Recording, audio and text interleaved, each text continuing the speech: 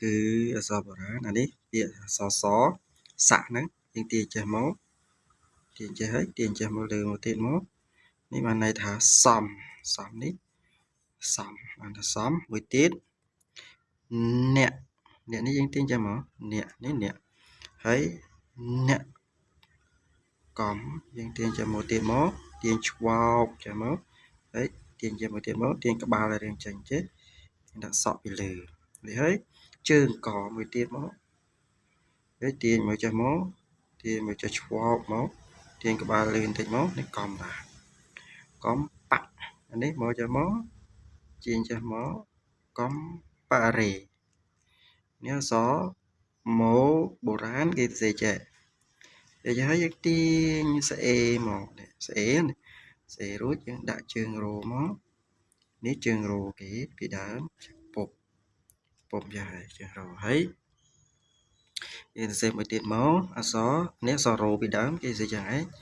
សរសេរឆ្វោកមកគេទាញចេះឆ្វាប់នេះឆ្វោកឆ្វាអក្សរបពីដើមនេះគួរចេះឆ្វាប់មកគេដាក់ចេះឆ្វាប់ទៀតមកនេះគេសរសេរយ៉ាងហើយនេះគេអានថារបាំដល់មួយនេះអក្សរបដែរទាញចេះមកឆ្វាប់មកអានេះអក្សរស្អោនេះស្អោឆ្វាប់ទាញចេះមកអានេះអក្សរសយើងឃើញ吗អក្សរសទាញដូចតែគ្នាមកនេះអក្សរសចេះហើយឆ្វាប់ចេះទៀតមកនេះដាក់ចេះលើឆ្វាប់មកយើងដាក់ស្អីស្រៈគេចេះស្រៈគេសេមកជួនទៀតស្អីនេះស្រៈអីយើងអានមកយើងអានទាំងអស់គ្នាថាមិនទៅអានេះអានេះប្រែថាម៉េចហើយយើងសេប្រែទៀតនេះយើងសេប្រែឆ្វាប់ថាក្មេងប្រុសអានេះបៅស៊ីនេះក្មេងប្រុសយើងប្រែមួយទៀតមកប្រែថាក្មេងប្រុសអញ្ចឹងហ៎ហ្នឹងហើយប្រុសអីសិចប្រុសសក្មេងប្រុសនៅបៅអីចឹងក្មេងប្រុសនៅបៅ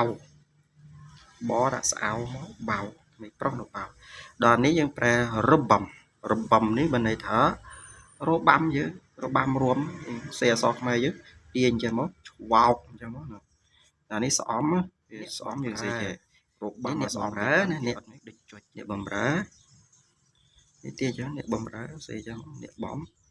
សេចឹងបាទនេះបំរើ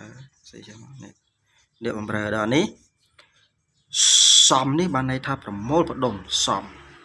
ប្រែថាប្រមូលផ្ដុំសំប្រែថាប្រមូលផ្ដុំស្អុំផ្ដុំ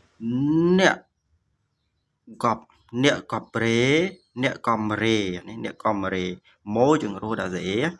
អ្នកកំរេបានន័យថាអ្នកបំរើដល់នេះរបាំនេះប្រែថារបាំដល់នេះបៅសីនេះប្រែថាក្មេងប្រុសនៅបៅអូខេបាយរងចាំទស្សនាបន្តទៀតចម្រើនពលា